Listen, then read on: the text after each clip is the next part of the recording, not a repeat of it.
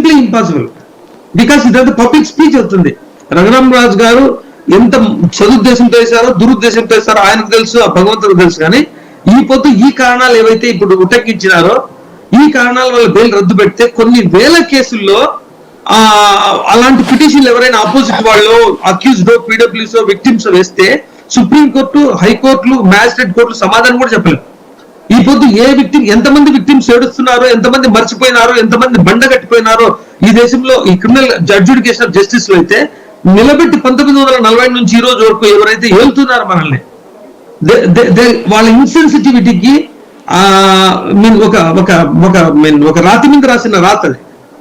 We are failures in this country sir. Judiciary is a failure, a miserable failure.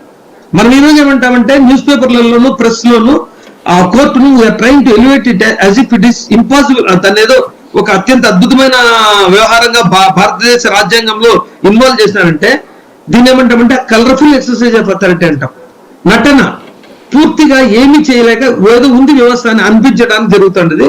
ఈ frustration కూడా peaks చేరుకుంది. ప్రజలు కూడా అందుకనేసి మాఫియా గ్యాంగ్లు వస్తున్నాయి, పోలీస్ స్టేషన్లు actual administration prevention of crime గురించి మర్చిపోయి 24 hours they have become something more, something less, but they are not police stations as they are expected of judicial rest of the system. ప్రజలు ఊహించిన police station లేదు, ప్రజలు ఊహించిన court లేదు.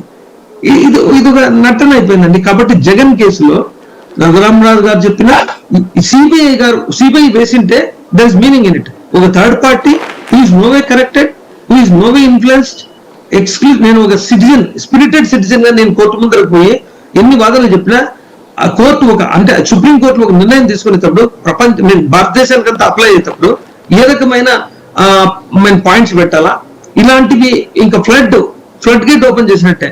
So నాకు తెలిసి supreme court has absolutely neither the temerity nor the interest to interfere with this. Because ఎవరు తప్పు చేసినారో కనుక్కునే లోపల జీవితకాలం అయిపోతుంది. సో సుప్రీం కోర్టులో వేయడం అనేది మన చర్చకో లేకపోతే ప్రెస్ లో రిపోర్ట్ కో ఈ పొద్దు రాబోయే ఎలక్షన్స్ కు ఒక ఇంట్రెస్టింగ్ పాయింట్ కో ఉపయోగపడచ్చు. కానీ but Jagan bail is absolutely not going to be affected, disturb. It's for క్లోర్ షూర్. శ్రీనివాస్ చౌదరి గారు,